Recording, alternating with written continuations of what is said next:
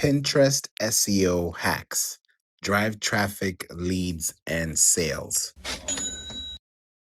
You are now in the Pinterest SEO space where you are going to learn about Pinterest SEO. And Pinterest SEO is one of the most underrated tools, but also one of the most effective tools you can use as a business. So, we're going to talk about some Pinterest SEO hacks.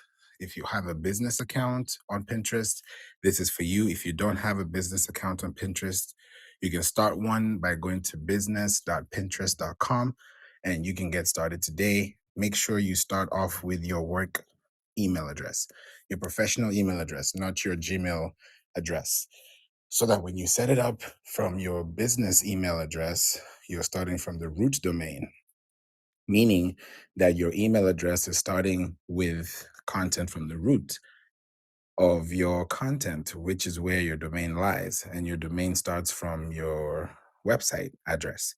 So if you have your website address connected to Pinterest, and then when you claim your Pinterest account within the settings section, then Pinterest allows you to claim your website. You can claim your website and really claim it for the purposes of creating content, which will allow you to also have more value over time. Because Pinterest is a really great evergreen tool that you can use as a business. So we're going to tap into this today. So welcome, Candice. Hey, Renee, glad to have you here. Sujit, Tarek, Roseanne, Svetlana, Eric, also Margaret. Welcome to Clubhouse. It's your first week here. Thank you for being here. Welcome to Clubhouse. And Ila, thank you for being here too. I'm excited that you are here today because this is a topic that I've been meaning to bring to you for a while. And I felt like today will be a really good time to really build it up because I mentioned yesterday, and I talked about this on the podcast, that the podcast itself has been growing. Yesterday, we were at 51K. Today, it's been just incrementally taking, and I feel like it's just growing its own wings at this point. Because, sometimes when you think about SEO, you ask yourself, okay, how does SEO work? It works when you don't have to do anything after you've done everything you need to do. And then everything else you need to do, you can start doing it by processing it from what you've already done. So it's that impact that you have to think about. It's like trying to hit those, jackpots. The harder you hit it, the higher the level of the threshold. That's the same thing, when you think about SEO and you think about the timing. So from 51K, it's gone up right about 60. Yeah, let me just tell you the numbers. So from yesterday, it was about 51K. In positioning. Today it's at 43K, 43.9K. So it's been going up. I'm so grateful. I'm so excited because one of the major things that's happening is also because of Pinterest. So one of the attributions to having a steady growth on the podcast is not only because it's coming from a website or because it's great domain authority or because people are listening, but it's also a big factor to do with Pinterest. Why? Because when people are listening to you from Monday through Sunday, there's always going to be a time that people are going to spend with you, whether you know it or not. They're either going to be listening to you online or watching your video or listening to your podcast, doing something that's going to be specific to their need at the time that they need it. So if you have something available, it'll work. I'll give you an example. A fridge. Now, you're always going to look at your fridge whenever you need something and you're hungry, right? You don't go to your fridge or your refrigerator when you are full or when you're satisfied. You only go there when you need something to eat, munch on, cook. You're going there for a reason, right? So that's the same thing your content should be doing online, as a website, as a podcast. When people are ready to eat the meal and it's hot, it's ready to serve, it's ready to cook, then your content should be available for them on site. Because if they're looking for you and they can't find you, they'll find whoever is available at that time. So for Pinterest as a business, If you want to be showing up at the right time when people are showing up, then think about Pinterest as a seasonal platform, because it is. Pinterest is a seasonal platform. In fact, it's a seasonal visual search engine platform. That's how specific it is, because it's very seasonal. People are searching for specific things on Pinterest. When people go to Pinterest, they're going for things they are interested in. That's why when you take off the P of Pinterest, it's interest. And Pinterest has a taste graph of two things: interests and keywords. If you can match those two with the right search intent, then psychologically, marketing wise, you can drive traffic, leads, and sales. Now, I'm going to break it down into these three. Why do you think Pinterest is a platform? A lot of people are asking, how do you make money from Pinterest? It's because people do. But how you make money out of Pinterest will not look like the way you think it could be. It's going to be based off non-branding. That's why I love Pinterest, because Pinterest is 97% non-branded or unbranded search. So it's literally decentralized compared to Google, Amazon, YouTube, TikTok. You're going to search for exactly what you want because you're looking for exactly what you need at the time that you're searching for it. On Pinterest, you're in La La Land, but you're not really in La La Land. You're actually in Focus Land, because what you're looking at is based on a keyword that you've searched for. So if I'm looking for yellow drapes, or if I'm looking for pet food, or if I'm looking for travel hacks, or if I'm looking for Pinterest SEO tips, whatever I'm going to get in their search results is going to be very specific. Now, if you've never used Pinterest before, I want to just take you on a Pinterest tour really quickly. Now, when you think about your Pinterest, your business, your goals, right, and how you're also creating content for yourself, this is something that you want to really, really, really think about when you start searching on Pinterest. Now, when you go to the Pinterest search bar, right, and you search for something, I'm going to search for something like Pinterest SEO. Boom. So right now I'm seeing Pinterest SEO, Pinterest SEO strategy, Pinterest SEO tips, Pinterest SEO keywords, Pinterest SEO checklist, Pinterest SEO for bloggers, Pinterest SEO hacks, Pinterest SEO expert, Pinterest SEO 2024, and Pinterest SEO services. Now, when I see these keywords, especially the ones that come right after Pinterest SEO, strategy, tips, keywords, checklist for bloggers, hacks, expert 2024, replace it with 2025, and services, you can also do something called an ABC method. So if you're able to have an ABC method, you're able to now decide and say, okay, I want to know who are the people who are ranking on Pinterest for this keyword. So you have the ABC method. The ABC method means, okay, I'm going to do whatever the keyword is, A. So right now I'm seeing somebody is on Pinterest. I can see, I think she's probably in um, Germany. Yeah, yeah, this looks like Germany. So I see that. That's someone's profile. I look at B, I see somebody else. She's an online entrepreneur. I do C, somebody is from China. I do D, now that's a company. I do E, that's somebody from, is that Puerto Rico? I do F, same person. G, somebody else, a whole different account. H, I, that's a whole different person from Netherlands. J, J doesn't have any. K doesn't have any. L doesn't. Okay, I see someone that does local Pinterest. M, same person. N, nobody. O, nobody. P, nobody. Q, nobody. R, same person. S, okay, now that switches, but still nobody apart from the same person. T, it goes back to the other person. U, somebody different. V, nobody. W, nobody. X, nobody. Y, nobody. And Z, nobody.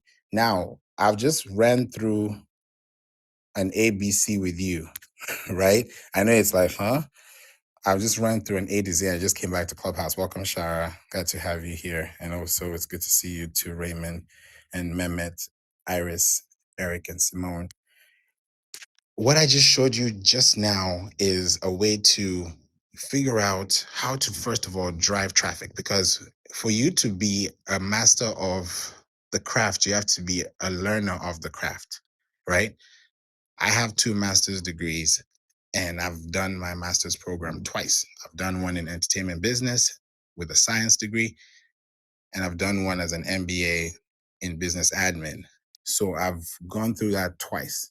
And knowing what I've seen, for me to understand a concept, I have to go through the rigorous study hours, you know, just burning that midnight oil, trying to understand one concept or explain one formula or just graduate.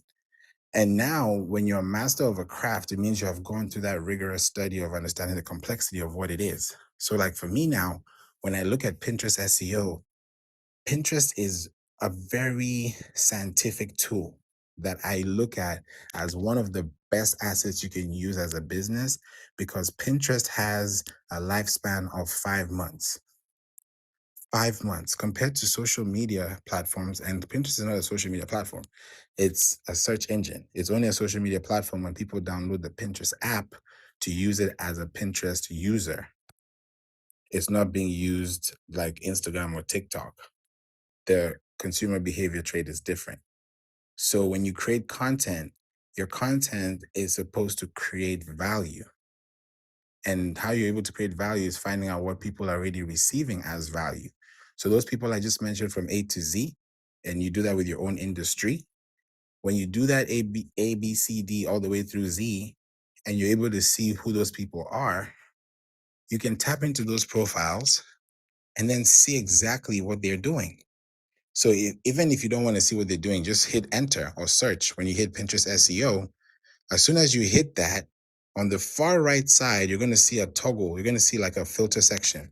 And it's broken down into five, but really four, because the first one is all pins.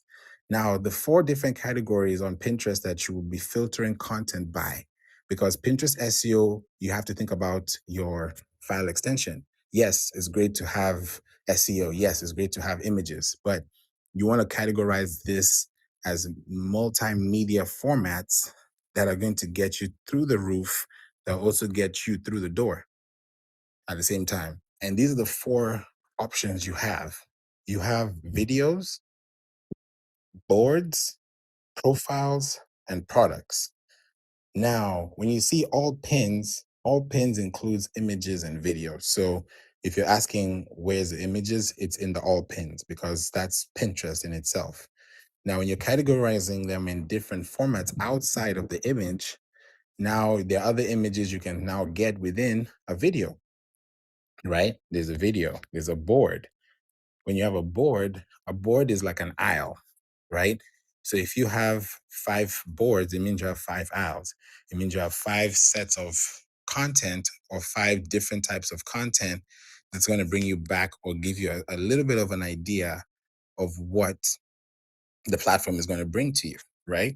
Now, profiles means that you have a profile on Pinterest. If I search for your name or your business name, your profile name should show up as a search result.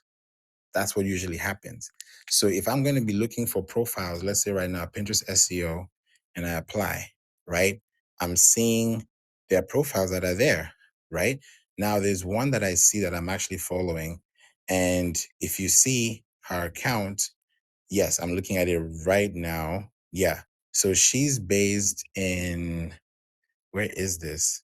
She writes her name. She literally says that she writes from nowhere. Let me see. Hold on 1 second. Let me go to LinkedIn. That's how I'm gonna know. All right, Pennsylvania. All right.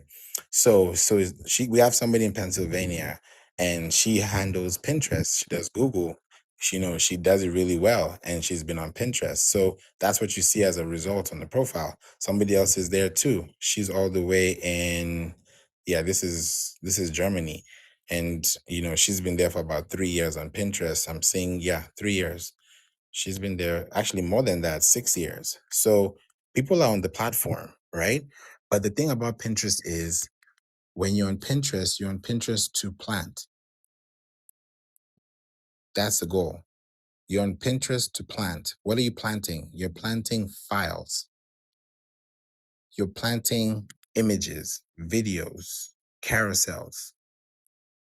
You're planting things that people can find in the future. Because imagine if somebody gave you access to a treasure box and you were able to just have a whole candy day in there. It's going to be exciting because you're going to find a lot of things that you were like, oh, wow, look at this. Like it's going to be a whole parade. Now, if you look at the same concept and you put that into your website, and then all your links on your website, let's say you have 100 links on your website, that means you have 100 pins on your website pointing to Pinterest, because those links that you have on Pinterest are clickable. Now, you can't click an image on Instagram, you can't click an image on LinkedIn, you can't click an image on any other platform but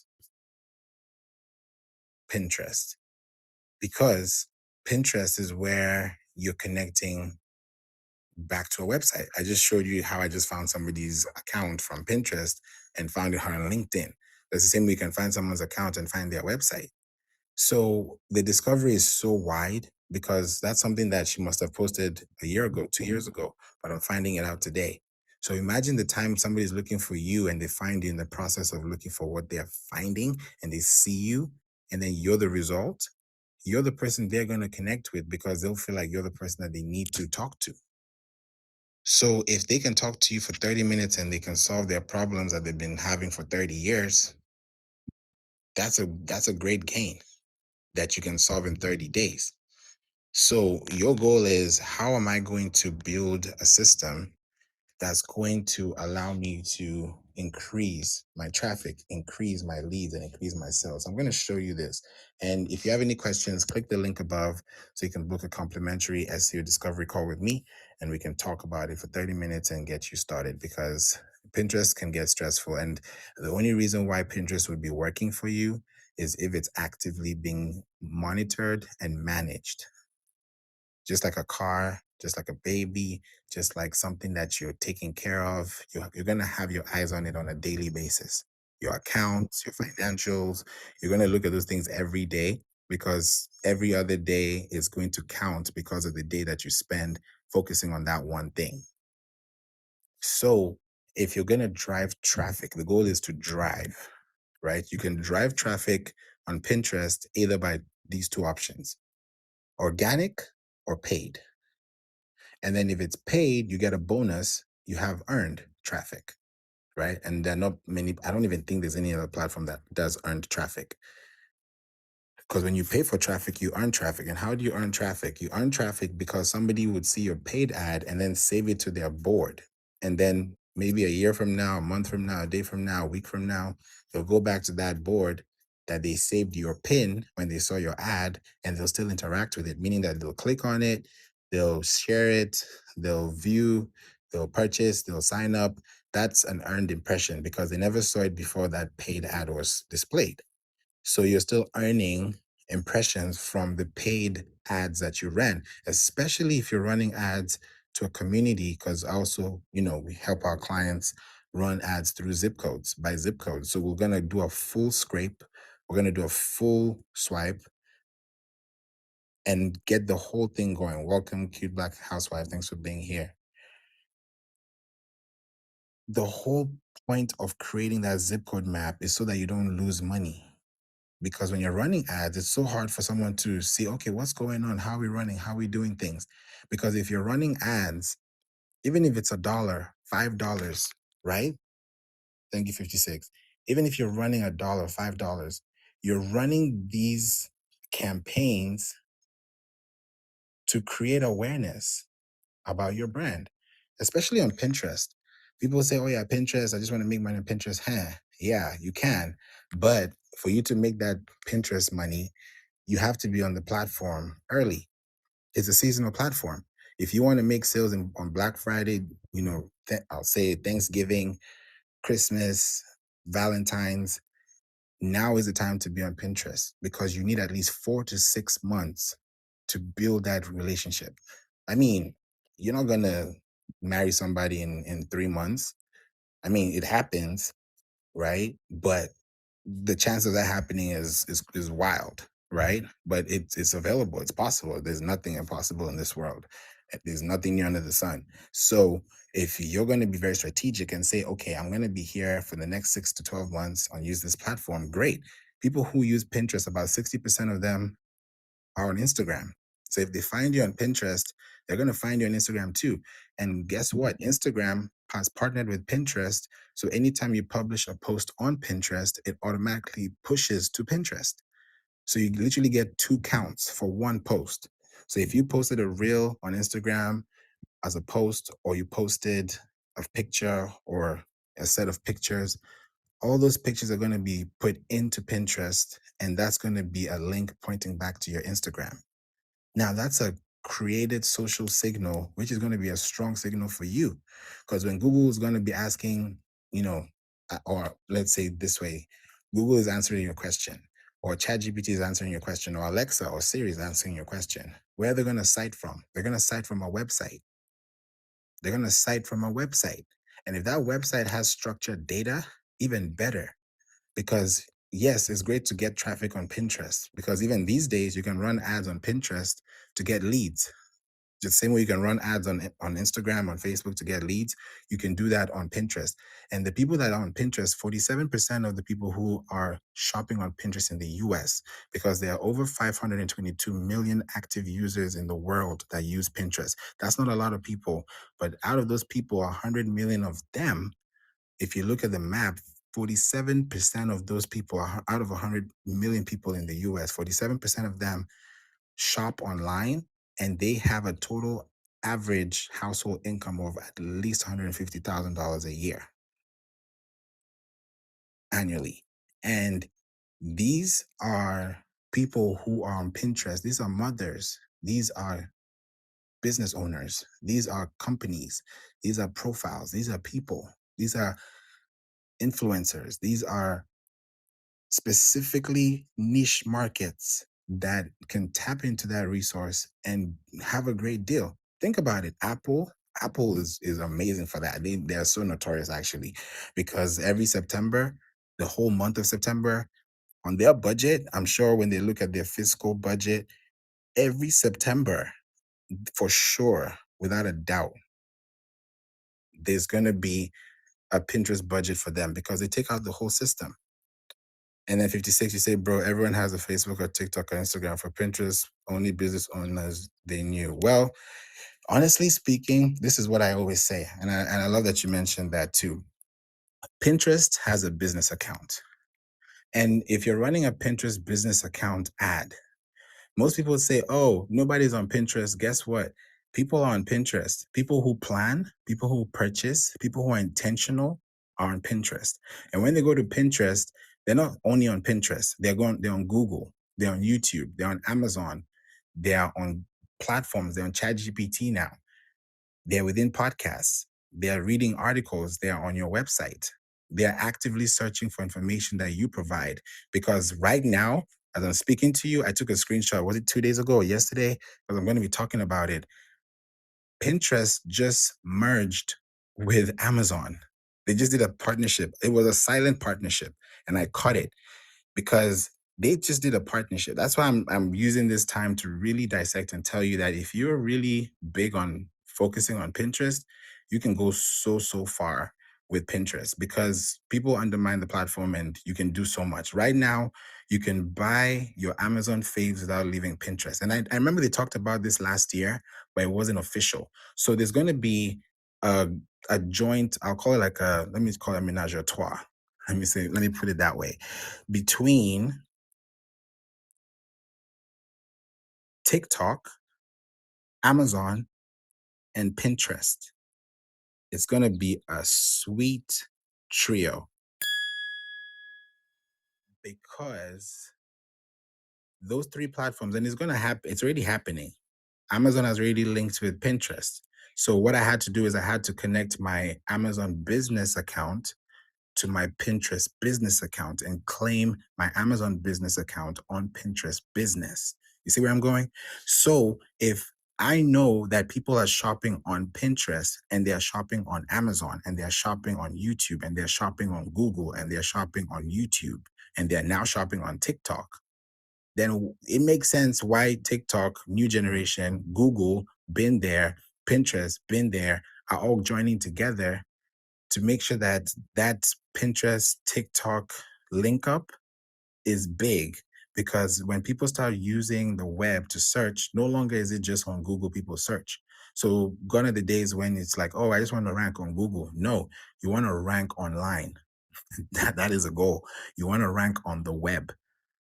My podcast, the We Don't Play podcast show, yeah, over 500 million. Yeah. I mean, honestly, how many people do you need? Do you need 500 million people knocking at your door, or do you need a few people that are actually, connected to you? Because you can go to Facebook and be connected to a billion people. Great. But people on Facebook with a different mentality. Yes, you can make money on Facebook. Yes, it's one of the biggest platforms in the world. Yes, you can definitely have great conversions. Yes. But if I was to go Facebook against Pinterest with the same budget, I would go on Pinterest first. Why? Because I would spend more money in the beginning doing data intelligence research that by the time you're in Q4, I'm 4 times ahead of you because I've already done my data mining. Because within the first month, I've been able to really understand the demographics because Pinterest can go down to zip codes, right? Exactly.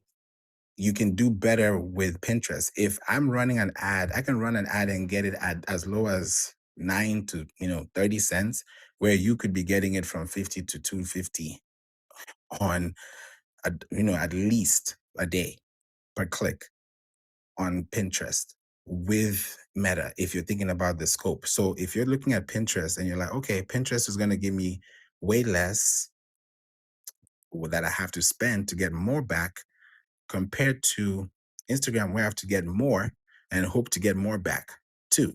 Because everyone is using Facebook. This is a tug of war. Everybody's using Facebook and Instagram to run ads. It's super saturated, but you can still make it. There's an ad I'm running right now on Facebook, and my cost per click, I've been running this ad since February. My cost per click is around 9 cents. It's hard to get 9 cents on Facebook, Instagram, but it's possible because you have to be very meticulous. You have to be very specific. You can't just say, I'm just going to run an ad in LA or New York or wherever. No, it just wouldn't work because one, you're dealing with people who have mobile phones. There are 3 types of signals you have to consider. There's a user signal, which is the person's user device, whether they're on a phone, a computer, a tablet. You don't know that. That's the first thing you have to trigger. The second thing you have to trigger is what they're going to click on through the device they're already using, right? That's why it's called a user signal. Then there's a domain signal. Their procedures, right? You can't just skip over their policies. So when you're creating content, your goal is to make sure that you're able to still reach out to those people because people make millions from Pinterest, and that's why Apple uses Pinterest. And that's why they have a big benchmark. If you think about Pinterest, I think it was back in 23 or 20, yeah, 22 or 23, PayPal was trying to buy Pinterest. Go Google it. They were trying to acquire Pinterest, and that deal didn't go through. It was a huge deal at stake, but it didn't go through. So I'd rather be where I know that from the fact that I'm on Pinterest, right? Those are active users. And 56, let me just make this clear. And also anybody who's listening to this, when you look at the total active monthly users or active anything online, that's a vanity metric because that number will always go up or down. What you're looking for is what is the direct impact and the indirect impact of what I'm doing. Because if you were to spend all year, right, on creating content on Facebook and Instagram, yes, you're going to make a lot of great success stories are out there. Don't get me wrong, every platform can win. That's why they're available. The thing is, when you're using Pinterest, you'll have a sharper edged sword. Why? Because the lifespan of each post that you post on Pinterest compared to the post that you have on Instagram or Facebook is going to be crazy different, because your Instagram is going to have at least, let's say, 19 posts on average, 19 to 72 hours per post. So that means for that post to outlive its time, you'd have to spend more time to create more content to keep that page alive. Nobody goes to your page when it is 56 weeks old. I don't Nobody does, unless they're stalking you, and that's a no-no. So nobody has time for that. Everybody's busy. People have things to do. People have more important things to think. People have bigger fish to fry. So you can't just be having that kind of content out there. But if you're able to think about driving traffic, that traffic is going to come from your website. So if you're going to drive traffic organically, you have to create content from your website that's going to generate traffic through Pinterest.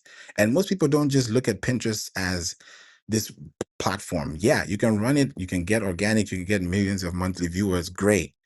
But if you're able to read between the lines and read in between the data, there's a way you can be able to tell exactly what's going on with your traffic, where it's attributing to, and then you can start creating content from there. Because you can also run ads and get leads on Pinterest, right? But those ads that you get on Pinterest, those leads that you get on Pinterest, are you going to create it?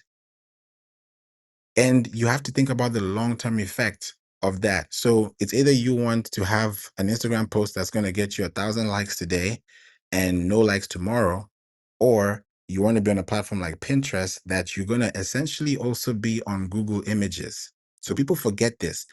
Oh, Pinterest. That image that is on Pinterest is also on Google Images, meaning that you have more compound effect than just having an Instagram post. Because when you claim a Pinterest business account, you own, and let me just say this because I've also done entertainment law, and I want to just make sure you understand this so that it doesn't go over your head. I just want to use Facebook, Instagram, TikTok, all these platforms, right? When you post these platforms, you don't own them. You can control them, but you don't own them. They're called second party platforms. Second party platforms. Because you can control what you see based on what you post, but you do not control the technical. You don't control the domain property. You don't control the asset behind it, right? So if it's a second party platform, that means your limitation is based on how much you can access information from what you're already getting. So if you want to take that next step, the goal is not just to have content for content's sake, right? The goal is, okay, I'm going to create content for this purpose, and I'm going to create content with structured data. If I have a website that creates that organically, I don't have to wait 6 months to rank. Those days are gone. I've tested and I've done case studies where you can rank in 6 hours. So 56 is not slow. It's based on how you know or what you know. So you can take 6 months and I can take 6 hours. At the end of the day, we'll get to the same destination. But how you're going to get there is going to be different from how I will get there. And that requires a tactic, that requires a technique. So when you're driving traffic through Pinterest, you're creating content consistently to allow people to connect back to you. So when you're driving traffic based on color.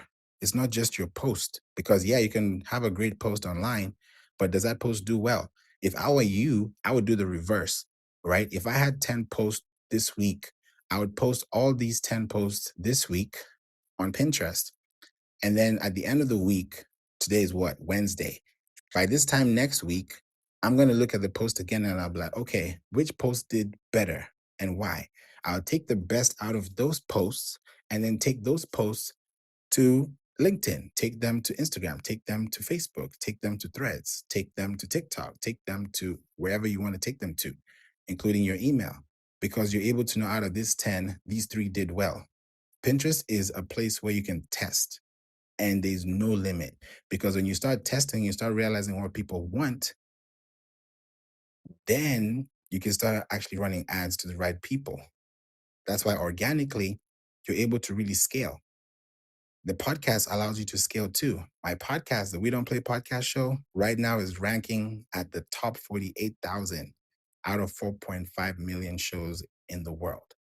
We are ranking and we're streaming across 146 countries with over 500 episodes. And Pinterest has been one of the greatest places that connect. So I don't look at numbers and dumb those numbers because those numbers are still big. I think people have this illusion of numbers and they're like, oh yeah, oh yeah, oh yeah, okay, a million, okay, fine. But if you're looking at it from the value of where you're placing your time, there's going to be a lot of traffic that you're getting because Pinterest is the only platform that you can earn impressions. There's no other platform that you earn impressions. If you run a Facebook ad today and that ad stops, that's it. You're not earning anything out of that after the ad has been run.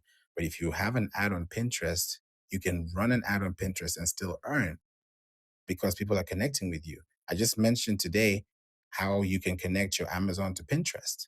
So if you have an Amazon business account and you have Amazon affiliate links and you have a blog, that blog can have Amazon affiliate links, which are connected to your website, which you can post from your website to Pinterest. And now on Pinterest, people can actually pin back to your image or pin back to your web link. That way, you're getting more attention, you're getting more retention. People get to see, oh, Amazon finds for this or best Amazon finds for that. They click on that image, it takes them to your website. Now they see all the Amazon links that are available, they see the images. And then, of course, you have to give them a disclaimer that, hey, if you purchase from this site, we're going to earn a commission. So thank you so much for your participation and your support. We can't wait to have you back. Like, make sure they feel welcome, make sure they feel appreciated. Then you start realizing you start running ads. When you start running ads on Pinterest, those same platforms that you're running ads on to get the same information on Pinterest, you're earning more. Because when someone saves that to their board, it's different. I'll give you a distinct difference, like a night and day, black and white difference between what I'm about to say.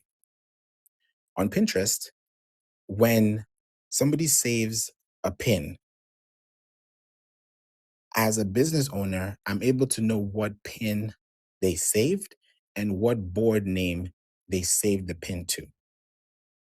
Compare that to Instagram, where if I got 20 saves on my Instagram post, I only know I have 20 saves. I don't know who they are. I don't know what they named it. I don't know where they are. All I know is there are 20. But on Pinterest, I know there are 20 and I know what they named them. So when I look at their boards, I know this one is saying entrepreneurship tips.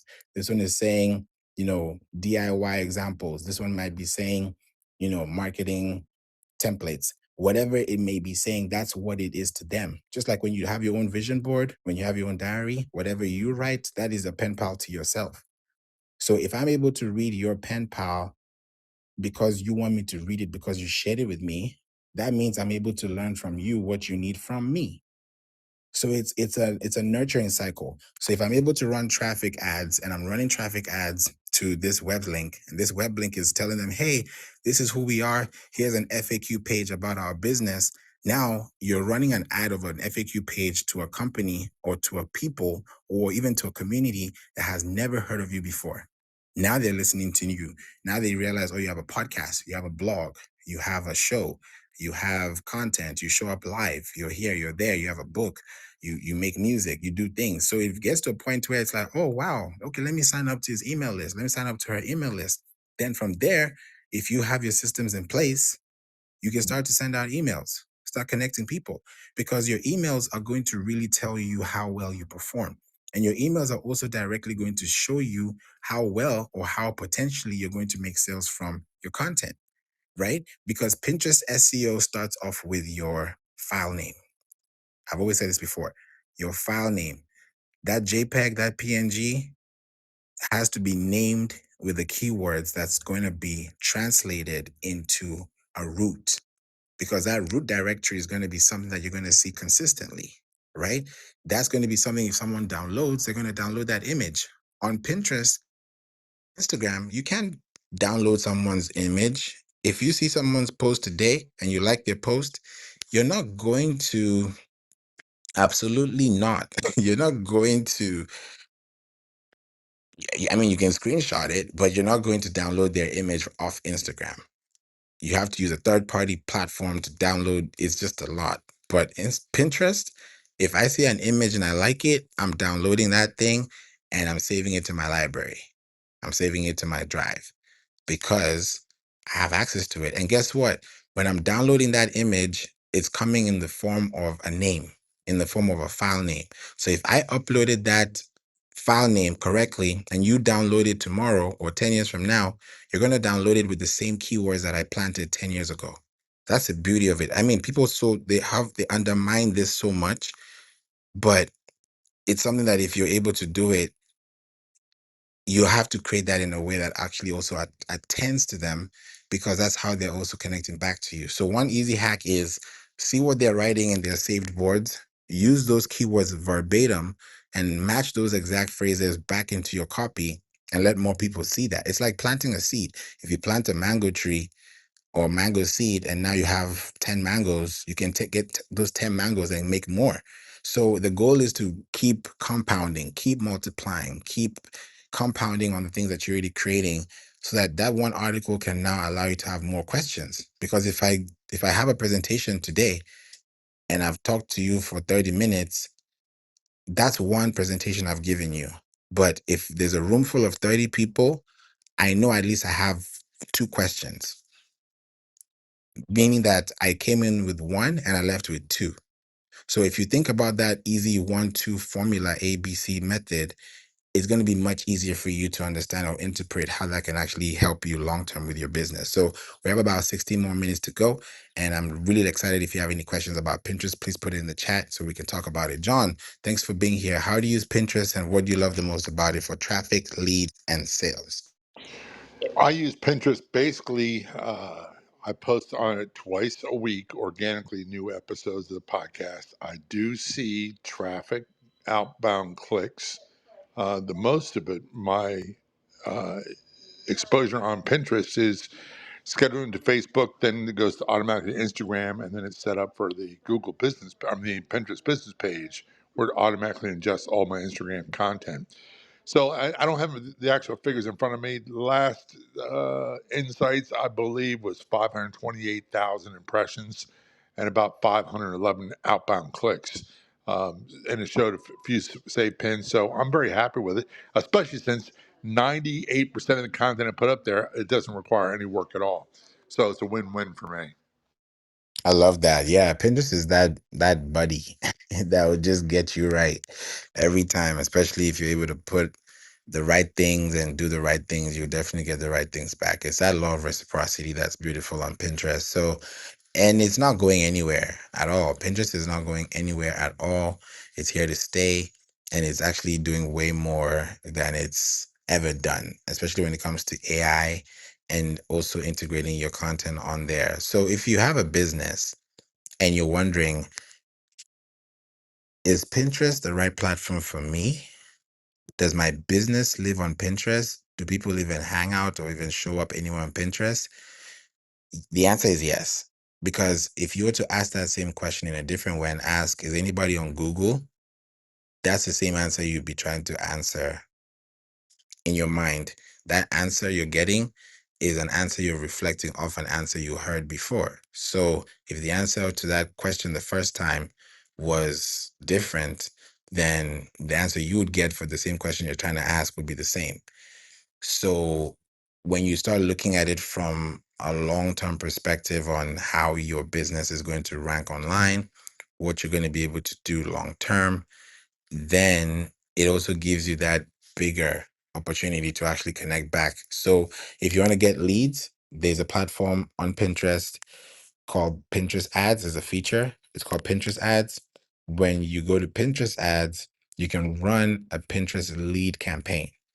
You can actually get leads. So the thing about ads when you run ads on Pinterest is you have to be very active, because yeah, you can let it go, but you don't want to miss out on information that you could actually retain.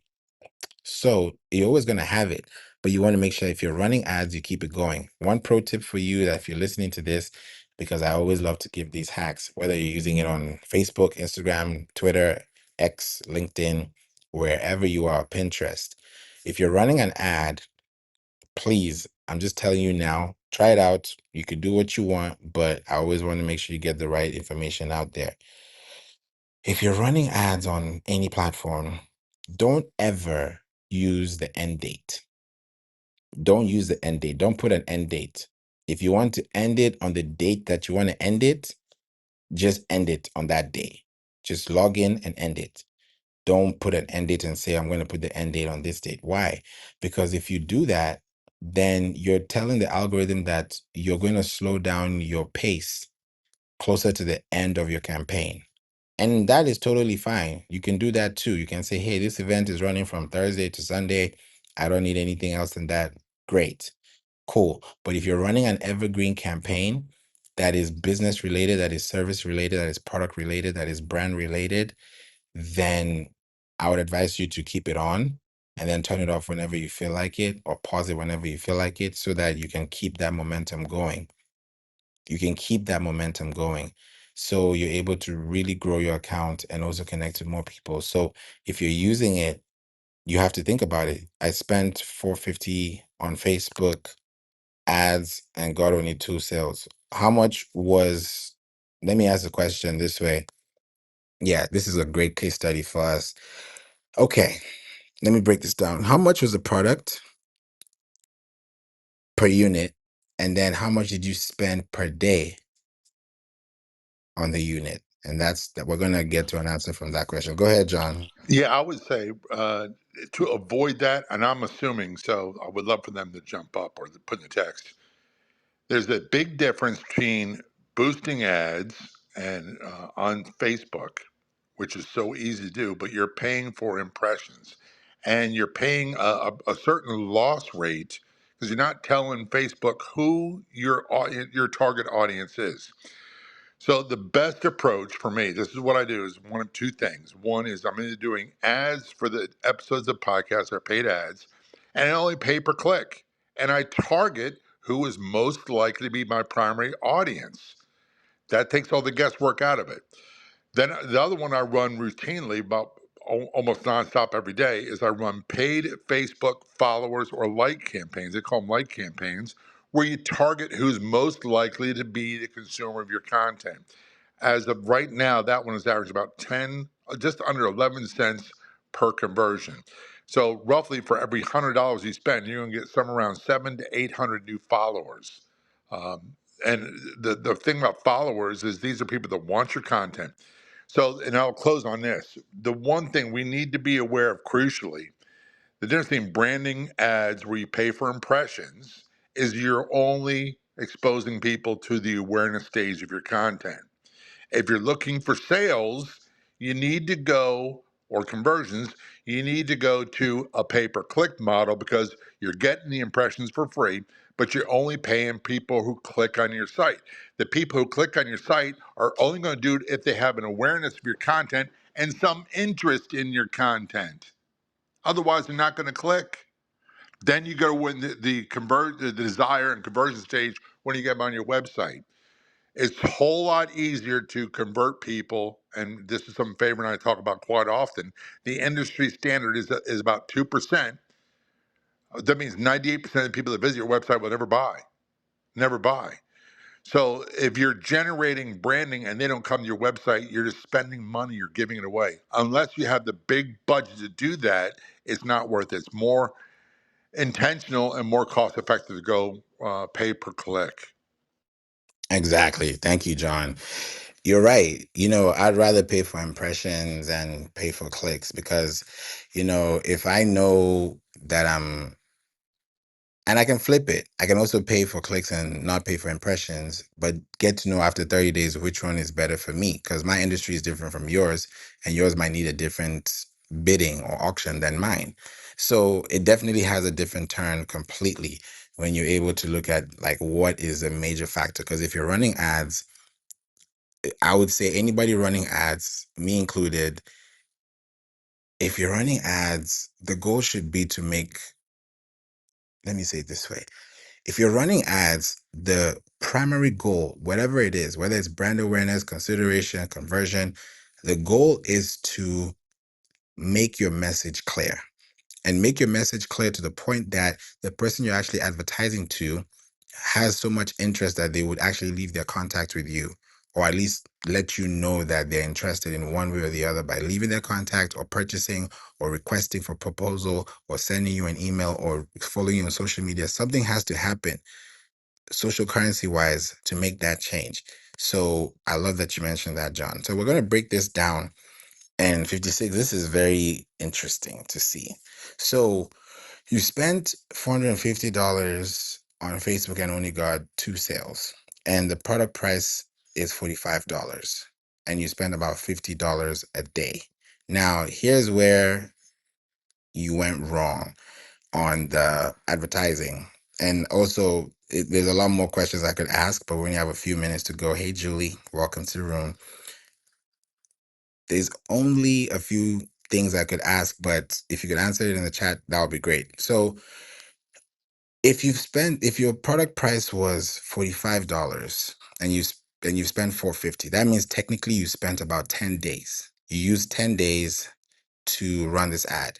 Now, I said before I even came to your question or to your topic, I said that if you can't get contacts from the ads that you run, then it's a wasted effort completely, because that $450, I could have gotten you leads worth that you'd be able to be like, okay, these leads, how do we take these leads from here to here? Because leads is like, it's like, okay, we got leads, then what?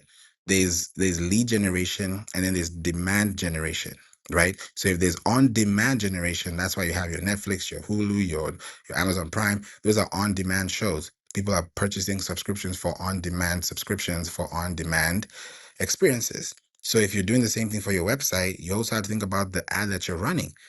I have so many questions. If it was a Facebook, image, was it a video? Did you run it to one country, one city, one state, one district? And if you had 5 ad sets, that's a lot of ad sets, especially when you're thinking about it within the budget that you have. Whenever you have a price product, right? I'm glad you got the sales. That's a good thing, right? But I don't know if you do this or if you had this. If you have a Facebook pixel, great. I'm happy you do. If you don't, that's a problem, because the Facebook pixel is going to make sure that you don't spend as much. So if you do, that's perfect. If you don't, that's needs something you need to check on.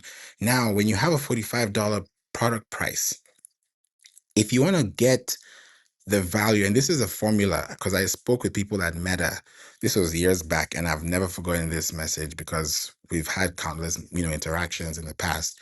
And they said this, and I want to share this with you too, right? You got a pixel, great. So the thing here is, and I'm going to be very linear or numerical with this example so that you can scale it based on how you want to.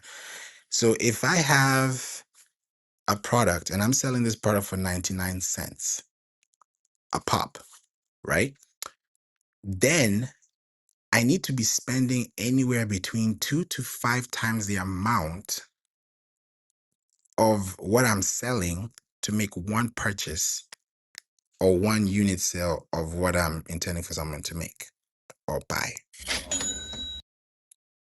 So that means for me to make 99 cents from this ad that I'm spending, I need to spend at least, let me just top of the line, $5 a day. That means 5 times 30 is 150. And you spend what? 450 in 10 days. I could have spent 150 in 30 days. And you still have how much left? $300 left. So it's tactics. I could split that 450 across the whole year. 150, 150, 150. Then the last one, you don't even need to run ads because you're already going off the emails and all the bills that you've created because you have an operating system. You have operating expenses, you have operating systems. So however you build your system, I mean, everybody can have a pixel, everybody can upload something, but it's how you're able to do it. So if you got those 2 sales, how many leads did you get? Did you get more leads than sales? Did you get more sales than leads? Did you get no sales? Did you get no leads? So that's going to be a question that you also have to look at. So when you're creating those things too, that has to be the factor. So if it's $45, that's how much it costs for that one product, then you could have been spending, or you should have spent, 45 times 5 is what? 225. So you should be spending at least 225 a day. And if you were spending it for 10 days, then you should have spent about 2250. $2,250 is what you should have spent in 10 days to make the sales that you were intending to make. That's your formula. So if you did not get that, whether it's sales, leads, ads, traffic, that has to be the goal, especially if you're thinking about sales conversions and events. So you don't need to, let me say it this way. You can get leads through sales and you can get sales through leads. What do I mean? If you're landing somebody to your website and your website has a landing page that you can actually acquire contacts, that means if I'm running 10,000 impressions here, then at least I'm able to get at least a 1 to 5% conversion rate of contacts. Even if they didn't buy, at least there's a pop-up, there's a page, there's a link, there's a button, there's something they can see that can make them interact and say, okay, I want to tap in. It's like going to a mall. I can leave with a flyer, I can leave with a sample, I can leave with an actual product, I can leave with a goodie bag, whatever it is, there has to be that exchange. But if there was no exchange at all, you gave $450 to Meta and you got 2 sales back, which means you made $90 and you gave them $450 and you had no contacts, no leads, no intellectual property, no nothing, no asset building, no analytics to even support that, then it's a whole failure. And that's where a lot of people miss it. And even Amanda, you said, agreed. I did ads, put it all in demographics info, but the follows were garbage. Exactly. So it's up to you. We do zip code marketing. We are very detailed. We go down, look to the looks and crannies to make sure that you're able to spend 1 cent and get 5 cents back. That's the goal. But if you can't make that, then you ask yourself, how much is my actual product? So if you really want to spend money on ads, your question should be, how much am I willing to spend per day for how much I'm willing to make per day? If you're able to answer that question per day, then you should be okay if you're using any platform. So that's how you drive traffic, leads, and sales. Julie, would you like to say anything, contribute? Let us know. Feel free, and then pass it to you, John, before we go. Oh, we're already going? Oh my goodness. I'm actually learning. And it's something that I always think about is how much in ad spend do you need to convert? Because if you're just dabbling in it, are you really converting? I heard you talk about that a little bit, like spend 1 penny, get 5 cents back. But I don't know. I think it's a game of Russian roulette or kind of just playing, just kind of figuring it out and throwing money until it works. I don't know. I'd love to hear your thoughts. Thank you. Yeah, I would the first month I would test, and because you don't know, I mean, you can gather all the data and say, okay, this is what the internet is saying. And then when you now actually run the data, you realize that there's actually an interest in a different location, or maybe one of the locations that were not even of interest or close to your thought process. So that could be a very surprising element to use. So I would say if you're selling a ticket for $20, then anywhere, between $40, up per day is where now people are going to now, think about it, because in that $40 in a full day and you're running between, let's say, 1 to 40,000 impressions, let's say that, and then you're getting maybe 1 to 3 sales per day. I mean, there could be a way you can really look into it, but you have to also be very specific, because even the quality of your audience matters, from the devices that they use, the locations that they are, and the intention of them even being online. Because even when you tell people, hey, this is a hack, if you tell them, hey, leave your information and say, what's your email? Say, what's your primary email? Ask them that question, because there's clarity in asking questions. What is your primary email? Because if you say, what is your email, they'll give you any email. But if you say, what is your primary contact, or what is your first email? What is the email that you want me to connect with you on? Then they'll think about that email that they'll give you. So when you get an email from them, you know that that email is focusing on this or that. So you have to be very specific on how that runs, because on Pinterest, you can run ads and actually get leads. And if I run ads and I run lead ads to people that are in a specific zip code that I know that their household income is between this to that, and or they're homeowners, or they live near the mall, or they live near the airport, and I'm able to really understand what my product is of benefit to them. If I'm selling water to them, I'm selling tank tops, there's a reason why I'm selling it to them, because it's something that they're going to use it for emotionally, psychologically, and physically, mentally. So when people are buying things online, it's out of fear and out of trust. And if you're able to flip that and turn that into trust over fear, then that allows somebody to go over that hump, long term. And Ziad said, I agree with this topic in niche like decor, design, Pinterest is the best. Yep. 100%. If you're able to really be specific to the point where you even focus on colors and hex codes, zip codes, it's going to be a great, great, perfect, symmetrical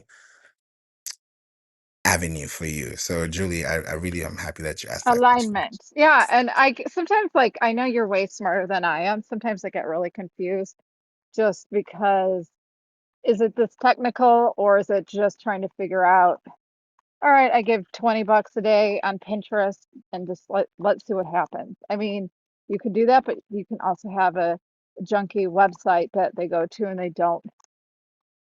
it doesn't make sense. There's no symmetrical, as you said, alignment with posts on Pinterest and what you're sending them to. I'm not quite sure. So That's I don't exactly want to confuse the topic because I came that's in late. So exactly what I was going to talk about. thank you, John. You're So listening. if we look at it, and we don't have all the information for this conversation, if you spend $450 on Facebook ads, and let's just say you get 10,000 visits to your website and you only get two sales, your ads work great. The problem is you're losing conversions on your website. You got to look at the analytics to find out what's going on. The industry standard is 2%, is 2 to 6%. If you get 6% conversions based off of your traffic, click the conversions, you're going to be in Fat City. If you got 10,000 and you got two sales and you made $90, you have shot yourself in the foot, and it's not the distribution platform's fault. So you got to look at the analytics. And also, the thing to be aware of is that what I do, it doesn't involve sales. You don't pay anything for my product, but you do pay and invest in time. So there is an investment, and I always got a return on that investment. It's very much transactional. But there is a 5 step journey that all customers go on. Awareness is number one. That's the most important part of the funnel. Then interest. You got to get them interested in your content or whatever your product is. Then you get into what they call the desire phase, where they just say, oh, yeah, I got to get it. Doesn't mean they're going to buy it. Then they convert. And then you try to turn them into an advocate. So if you have the last two in mind in your advertising, you are skipping the first three that are so important: awareness, interest, and desire. If you're doing something advertising marketing wise that doesn't build awareness first, you're losing. If it doesn't build interest, you're losing. If it doesn't build desire, you've already lost all three of those. You're not going to gain that customer, someone else is. And that's facts.